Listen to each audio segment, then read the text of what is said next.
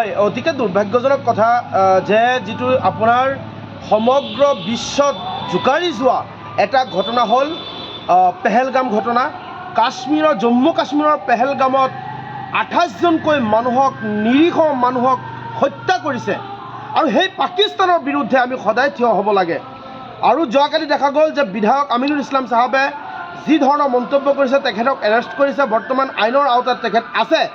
আৰু আজি পুৱাৰ ভাগতে চাবলৈ পালোঁ কিছুমান কাঠমোল্লা, আপোনাৰ সামাজিক জ্ঞান নথকা কাঠমোল্লাবোৰে তেওঁলোকে বৰ্তমান কিবা কমেণ্ট কৰি পেলাই তেওঁলোকক এৰেষ্ট কৰিছে। কৈ আছোঁ, যদি কোনো ধৰণৰ কাঠমোল্লা বুলিয়েই নহয়, যিসকল ব্যক্তি আমাৰ ইণ্ডিয়াৰ বিৰুদ্ধে গৈ পেলাই পাকিস্তানৰ হৈ পেলাই কথা ক'ব, প্ৰত্যেকজন ব্যক্তিক আমাৰ ভাৰতবৰ্ষৰ আইনে তেওঁলোকক গুলীয়াই হত্যা কৰক। কেৱল এৰেষ্ট নহয়, তেওঁলোকক তদন্ত কৰি পেলাই গুলীয়াই হত্যা কৰক। আমি অসম সংখ্যালঘু সংগ্ৰাম পৰিষদে দাবী উত্থাপন কৰিছোঁ।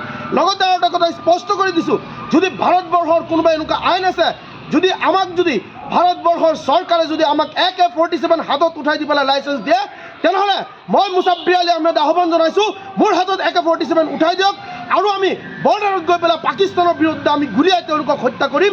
আমি ভাৰতবৰ্ষত কোনোদিনে কোনো এজন ব্যক্তিক এনেদৰে নিৰীহ ব্যক্তিক হত্যা কৰিব আমি অসম সংখ্যালঘু সংগ্ৰাম পৰিষদে আমি কেতিয়াও মানি নলওঁ।